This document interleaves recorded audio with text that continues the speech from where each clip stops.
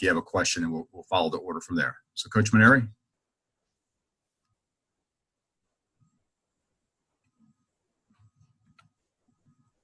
Oh. Let's see. So I'm getting him off of mute. There we go. There we go. Okay, got you. All right, Coach, go ahead. Well, I don't really feel a need for an opening statement. If anybody has questions, though, I'll be happy to answer anybody's questions. Okay, we'll go with Wilson.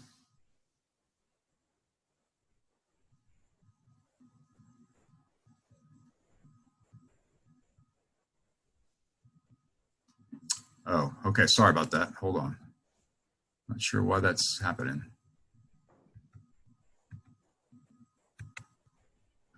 There we go, I think. Okay. Paul, after, just sort of thinking about this weekend, where do you kind of want to see your team improve from here? Do you feel like you need to sort of change anything to get back on the winning track? Just sort of what do you want to see over the next 5 days now?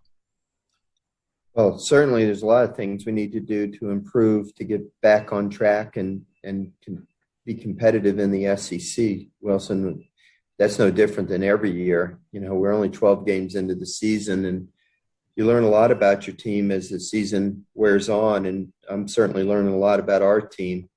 And there definitely will need to be some changes, but some of those changes or at least one of those changes will be to get Cade Doughty back in the lineup. I feel like, without question, had we had Cade Doughty in the lineup yesterday, I just feel strongly that he's, one of the best players not only on our team but in our league, and he would have done something yesterday to help us score at least another run or two, and maybe that would have made the difference in us winning that ball game yesterday.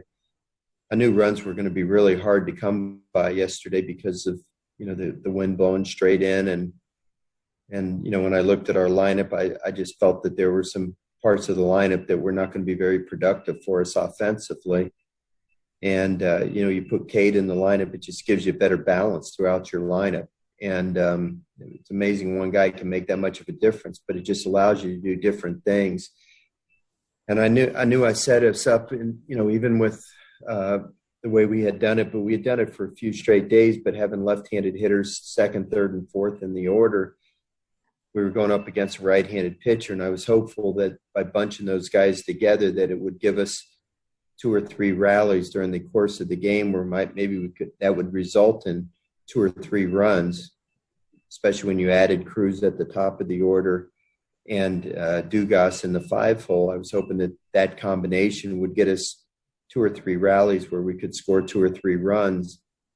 It didn't work out that way. We didn't get any rallies out of that group. And then late in the game, they were able to bring in the left-hander and pitch him against those 3 left-handers right in a row, which I knew they would do that at some point. But unfortunately, we didn't get the rallies that I was hoping for during the course of the game prior to the left-hander entering into the game. Whereas if you have Cade Doughty right there in the middle of that group, you break up those left-handers, which makes that left-hander late in the game not as effective. As far as them bringing him in, I made it very easy for their coach to bring him in at that particular time. That was an easy decision for their coach. And, had we had Cade in there, I wouldn't have had that type of situation. So that'll be one change, obviously, when he gets back into the lineup, but I'm hoping that he will be in the lineup tomorrow. He's going to work out today. In fact, he's with the trainer right now.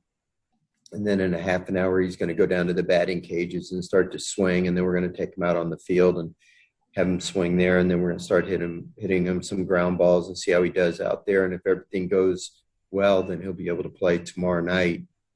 And once he gets back in there, I think it's going to make a big difference for us. And it may result in some position changes as well. Okay, Ed Daniels, should be able to unmute yourself now.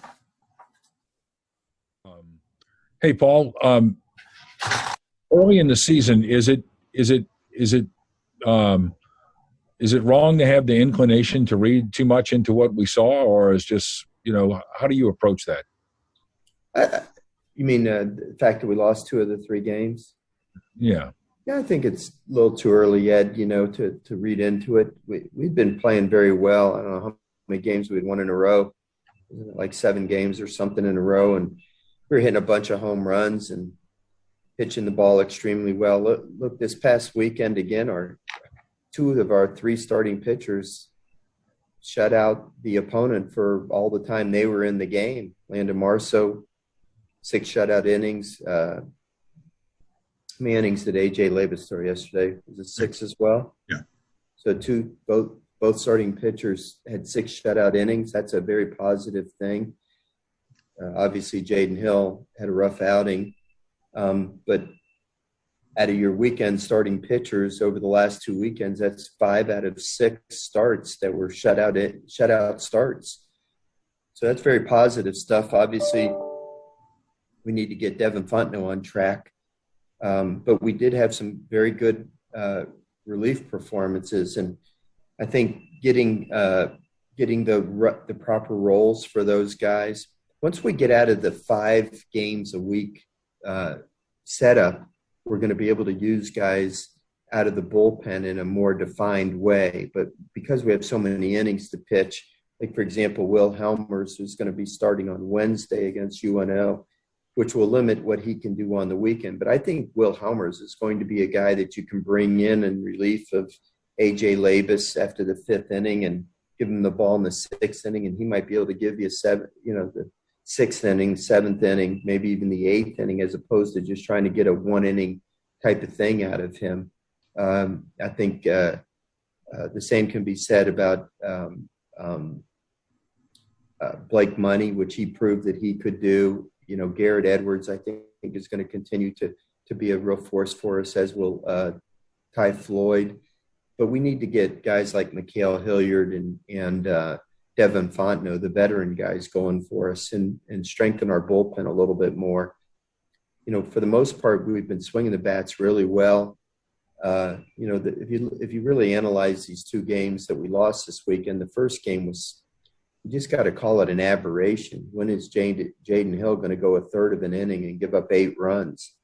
And when is Mikhail Hilliard going to come in and give up, I don't know, what did he give up, 6 runs in a third of an inning? That was a strange game. And you just got to kind of write that game off as one of those weirdo games that happens once in a blue moon. The game on Sunday, I knew it was going to be a nip and tuck game. And South Carolina won a 1-0 game yesterday, and we were on the verge of winning a 1-0 game, and it just didn't happen. Really one tough pitch turned around the game. Will Helmers was pitching great. First, Garrett Edwards came in relief, and he threw a great inning, got a big strikeout to get out of the 7th inning. Will Helmers came in the 8th inning. He got 2 quick outs, was looking great. And then the kid got a base hit up the middle on him, and then he got ahead of the next guy, and he threw the kid their one big power hitter. He threw him a changeup. And if you look at the video of the pitch, it just kind of tailed back over the plate and came right into the kid. And the kid got the barrel out and hit it in the one spot of the field that it's very difficult to cover, the right field corner. And, the game should have been tied with 2 outs and a runner on base, and hopefully he would have got the next hitter out. And then something crazy happened, the throw went to the backstop, and Will tried to do too much and throw the guy out of third base. And obviously we saw an errant throw and the ball went into left field. We had a chance to tie the game in the bottom of the 8th inning, and Mitchell Sanford absolutely hit a rocket. It looked like it was going to tie the ball game, and their shortstop had to have made the play of his life. Still can't believe that he made that play and kept us down. And then they tacked one on, and we weren't able to come back. If the game's 1-1 going to the bottom of the 8th, I feel confident we're going to find a way to win the game. So, the difference between winning and losing yesterday was, so small. We easily could have won that game, and then we'd be sitting back saying, boy, wasn't it great that we came from losing that lousy game on Friday and winning the series, and nobody'd be questioning, where we are right now. But that's the difference between having to answer these tough questions on Monday and instead of celebrating a good series win. Hey, Coach. I'm also just kind of curious. I'm not sure how many players you've been able to talk to since yesterday or this morning, but just what is your general feel about how the guys are kind of responding to, I guess kind of the big first adversity for you guys to kind of overcome this season? Well, I've actually, Glenn, only talked to one of them in my office, and that was Cade Doty a few minutes ago. And Cade's attitude is very positive about everything, and I'm certain that it reflects the rest of the team. I got a text message late last night from Devin Fontenot, and he's not lacking in self-confidence, and he just wants to get back out on the mound and help his team win games. So, these kids will be very resilient. And I'm glad we're getting back out on the field tomorrow and playing a team again. And, I'm glad we have a 5-game week this week again, and, put this in the rearview mirror as quick as we can. And hopefully we'll get better. We're going to make a few changes with our infield this week, and hopefully this will be the magic moves that we need, and hopefully it'll get us going in the right direction overall. The tough decision I'm going to have is, when Gio's back, what we do with center field. Do we go with the offensive guy or do we go with the defensive guy? And I haven't made that decision quite yet. Paul, you mentioned those veteran pitchers. Trip Whitmire hasn't pitched, I think, since Youngstown State. It looked like he was throwing a bullpen maybe before the game yesterday, but what's his status right now? Yeah, Trent had a physical issue, a medical issue come up this weekend. Not related to pitching. Let me just put it that way. It was more of a medical condition that concerned us, and so we needed to take the precautionary route. And he was actually not cleared by the doctor to be ready to go until yesterday. And even though he was cleared to go yesterday, I still decided to not use him. But hopefully he'll be ready to go this week and be back out there by tomorrow. I guess that's the extent of what I would want to say about it, Wilson. It's really not anybody's business. It was just a medical condition that kind of flared up out of nowhere and kind of shocked everybody, and never had any issues before. And we were just all very concerned about it. And so, being cautious with his health was the prudent thing to do. Hey, Coach. Coach, what is your pitching plan for this week? I'm sorry. See, Jacques Doucet, go ahead. Coach, can I ask you about Blake Dean a little bit? I don't know if we're going to get a chance to talk to you before Wednesday, because you got a Tuesday game tomorrow. What would you like to know about Blake Dean? He was a great hitter. Yeah, when you got here, you obviously had to overhaul the roster, but you found a cluster of guys there that you knew that you could move forward with. How did you kind of identify him as one of the guys that helped you for all that success in 08 and 09 moving forward? Yeah. Well, my first season here was 07. So I arrived here for the fall of 06, and there were 4 freshmen on that team. I did not recruit them, but they were freshmen on that team that I identified as kids that I wanted, very similar to the freshmen that we have on the team this year, that I felt had the ability and that they had the right attitude, and I felt that we could build the program around, and Blake Dean was one of them. The other 3 freshmen were Ryan Schimpf, Sean Ochinko, and Jared Mitchell. And Blake was clearly, even among those 4, was the guy that was probably the most advanced and ready to succeed as a freshman. He, in fact, his very first at bat against St. Mary's College from California, he had a 3-run homer in the first inning to give us a 3-0 lead. We won the game 4-3. And, Blake led the team in hitting as a freshman, and next year we moved into not the next year, but 08, he had a tremendous season. He probably had the greatest clutch hitting stretch of any stretch that I've ever seen in terms of clutch home runs towards the back end of that 08 season. It seemed like every other game he was hitting a game-winning home run for us, walk-off home run, or grand slam against Alabama in the SEC tournament in the 8th inning to break a 6-6 tie, or walk-off home run against South Carolina. I remember the bases loaded double he hit against Southern Miss in the regional, or the hit that put us ahead against Irvine in the super regional at that frantic comeback in the elimination game. It was just amazing. And then in 2009, the year we won the national championship, when we moved into the new stadium, appropriately enough, he hit the first ever home run in that brand new Alec Box Stadium. He just had a tremendous career at LSU. And, it was a privilege and an honor to be his coach. We still share an amazingly close relationship. I love Blake. He's done a tremendous job as a coach. I'm proud that when he finished his baseball career, I basically put him in a forearm lock and made him come back to school to finish his degree and help me coach the team. And it actually triggered a love of coaching for him. Not only did he earn his degree, but it kind of got him started with what he wanted to do for a career. And he helped me as an undergraduate coach. And then when Ron Maestri got back into coaching as the coach at UNO, I called up Mace and basically put Mace in a forearm lock and made him hire Blake to be his volunteer coach. And then a year later, Mace hired him as a full-time assistant. And then a year later, when Mace retired, the athletic director made Blake the head coach at a young age. I think he was only maybe 27 or 8 years old. And Blake's done a really great job with UNO, and I'm really proud of him. And I root for him every game that he plays, except for, of course, when we have to play each other on the field. But it'll be good to go back over to see him on Wednesday. It'd be good to play at UNO, a place that is very near and dear to my heart. When I played there in 1978 and 79, I made my lifelong friends. My teammates are still some of my closest friends in the world. Ron Maestri is like a second father to me. And my experiences there were second to none. It was at that point in my life were the two greatest years of my life. So I always love going back there to play, and especially with Blake there as the coach. Thank you, Coach. Appreciate you.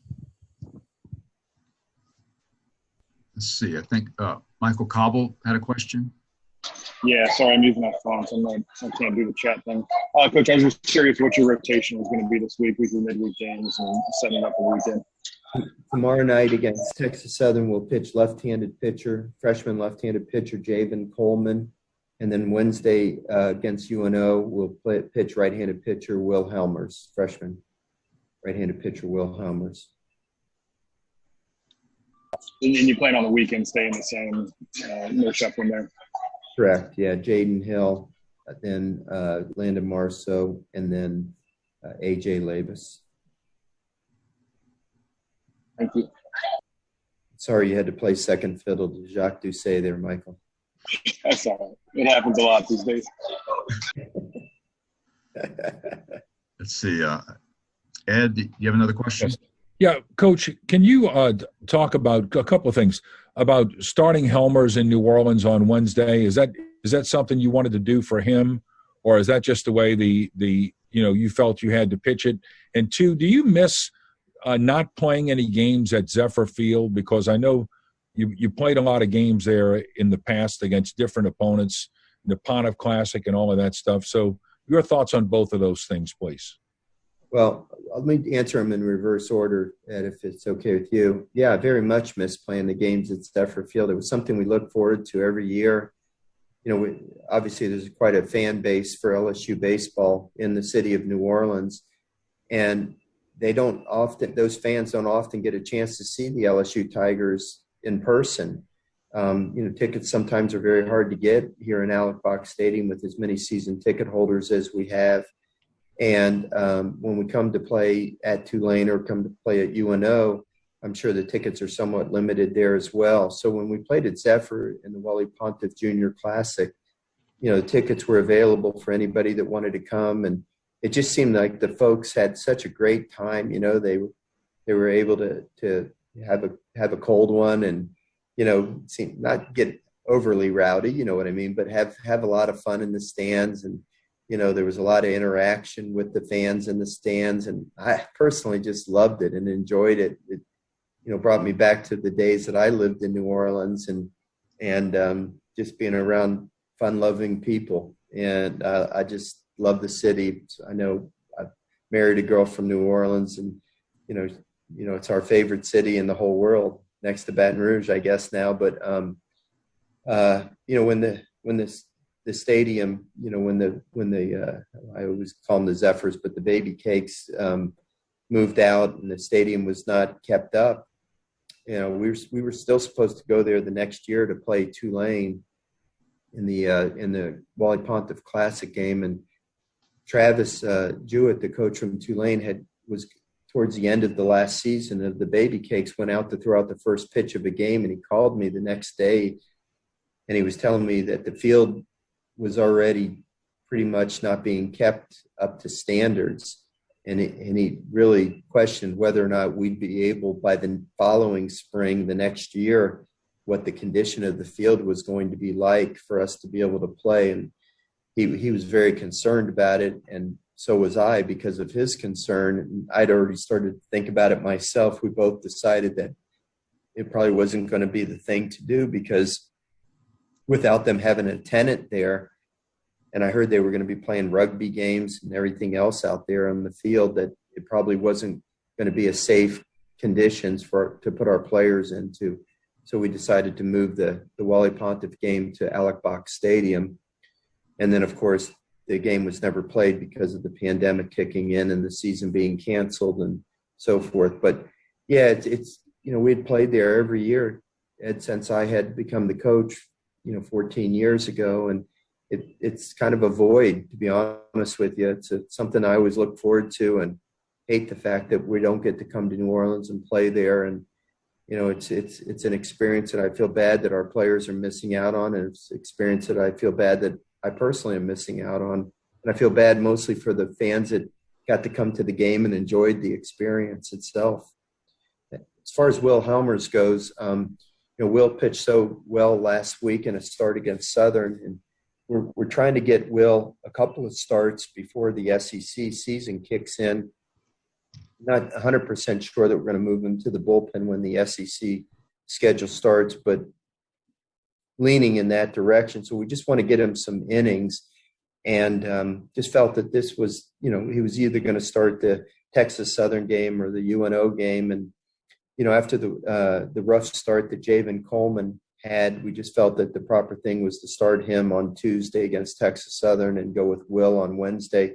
The fact that it's back in the town that he pitched so magnificently for, Jesuit High School, is kind of an added bonus. I'm sure he'll be pretty fired up and excited about that experience. And but I'm sure, after, the way this game ended yesterday for him, he just is going to be excited about getting back on the mound and getting back out there trying to help his team win and kind of be able to put the experience of yesterday in the rearview mirror for himself. Okay, we'll go to Wilson one more time. Paul, can you say anything else about the lineup changes, or not lineup changes, excuse me, infield changes that might be coming, or you're going to kind of hold that to yourself until you have a chance to talk to all of them? Yeah, I want to work some guys out first and make sure that we're going to do it, and I want to talk to the guys first, Wilson. So don't like to keep secrets from you, but just want to, I like the players to hear things from me first. I'm sure you understand that. Okay, anyone else? All right. Thank you very much, Coach Mainieri. Okay, guys. Good to be with y'all. Thank you, Paul.